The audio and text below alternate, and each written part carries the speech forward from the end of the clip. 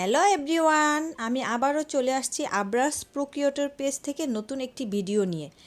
আপনারা দেখতে পাচ্ছেন এখানে আমি কতগুলো লেবু নিয়েছি। গাইজ কি বলবো, লেবুর উপকারিতা বলে শেষ করা যাবে না। লেবুতে রয়েছে প্রচুর পরিমাণ ভিটামিন সি এবং অ্যান্টিঅক্সিডেন্ট, যা শরীরের জন্য খুবই উপকারী।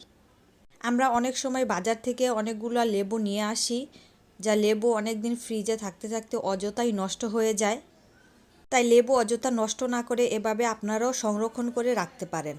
প্রথমে লেবুগুলো সুন্দরভাবে ধুয়ে পিস পিস করে কেটে নিতে হবে এবং এমন একটি যন্ত্রের সাহায্যে লেবুগুলো থেকে রস বের করে নিতে হবে। লেবু থেকে রস আলাদা করে দেন একটি ছাঁকনি দিয়ে সুন্দরভাবে ছেঁকে নিতে হবে। ছাঁকা হয়ে গেলে লেবুর রস এভাবে আইস বক্সে সুন্দরভাবে সংরক্ষণ করে দেন ডিপ ফ্রিজে রেখে দিব। তাহলে আমরা যে কোনো সময় যখন তখন আমরা ফ্রিজ থেকে নামিয়ে লেবু পানি, লেবুর শরবত বানিয়ে খেতে পারবো। এখন যে প্রচণ্ড গরম, এমন প্রচণ্ড গরমে বাইরে থেকে আসলে হয়তো লেবু কাটতে ইচ্ছা করবে না।